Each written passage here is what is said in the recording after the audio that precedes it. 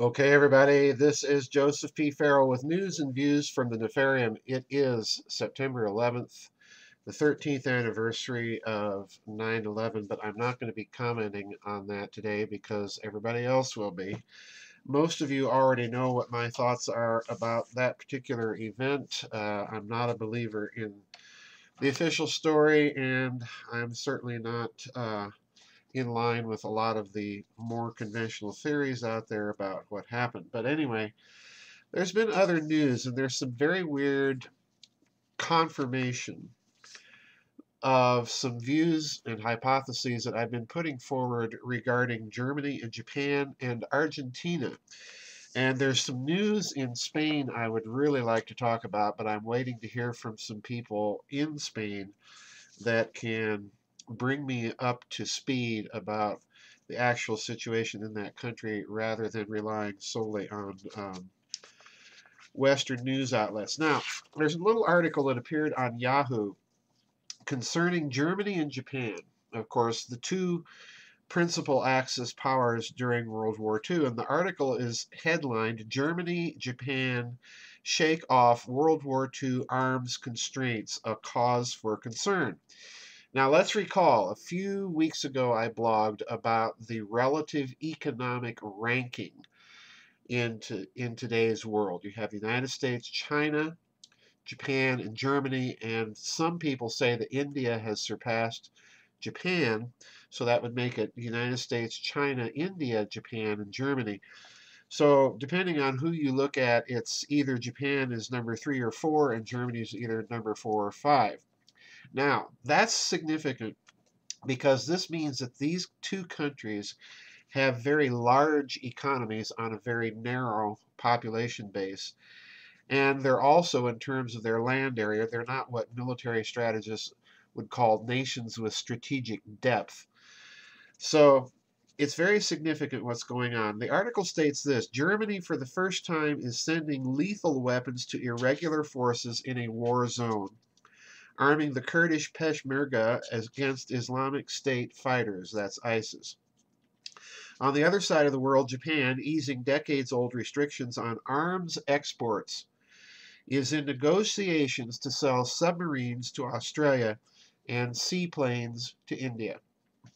As these two powers emerge from the Cold War, and this is a quotation, folks, it is much harder for them to rely on the United States, there it is, or other allies for their defense, unquote, says Chris Hughes, a former professor of international politics and Japanese studies at Warwick University in Great Britain.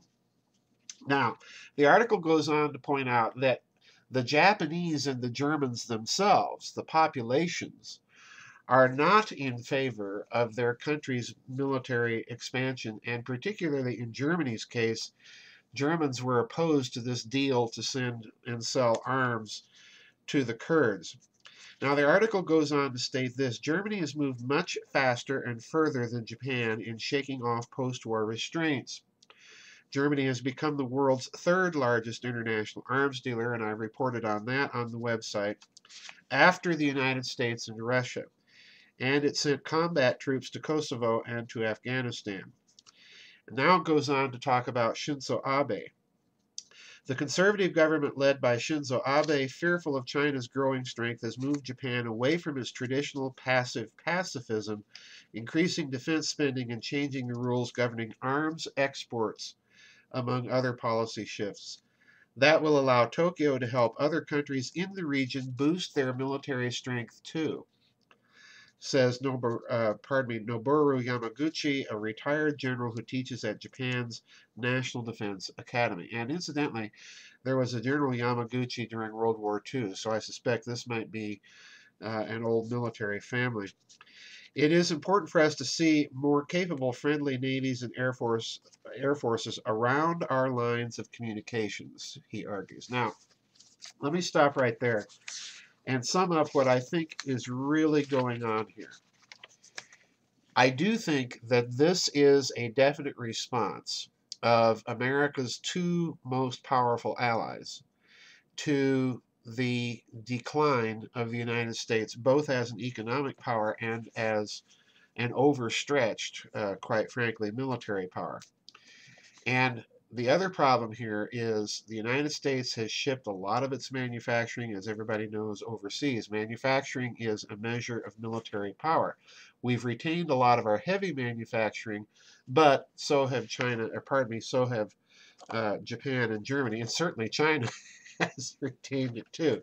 Now, this does mean, particularly in Japan's case, that they are going to have to begin taking up the military slack. There's no two ways about it. In Germany's case, as the article points out, Germany is very reluctant to use its military outside of German borders without the umbrella of NATO.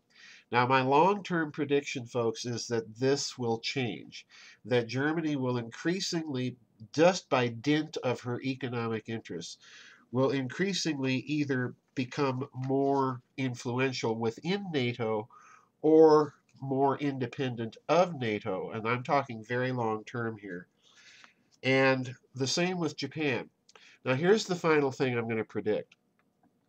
I believe that this changing circumstance will mean that these two countries will insist and probably eventually receive seats on the UN Security Council with permanent status and permanent veto power.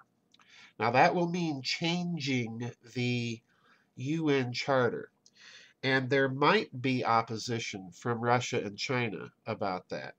But given the growing economic influence of China and the rivalry, China might veto Japan. I doubt that they would do anything with Germany because they have such extensive trade relationships to them. Russia, on the other hand, might be tempted to veto a move of Germany to the UN Security Council for obvious historical reasons. Now, this might be setting up a new kind of geopolitical framework, in other words, where the West is represented by not just the United States in unipolar fashion, but by a triumvirate representing the United States, Germany, and Japan. Or it will introduce an increasing kind of regional factionalism within the West, and that will be very, very dangerous to the United States. So something to watch here, folks, and pay attention closely, I think, especially to Japan and what will happen there, as Japan seems intent through Prime Minister Abe to start negotiating independent arms deals. Now, this would not be going on without the tacit approval of the United States, but this means that Japan is flexing some very independent muscle, and we're going to have to watch this very carefully. Now, this is all backdrop for Argentina, okay? Because there has been a very interesting article on Zero Hedge, and the headline says it all. Quote, de-dollarization continues. Subtitled, China and Argentina agree currency swap will trade in yuan. This is dated on the 7th of this month.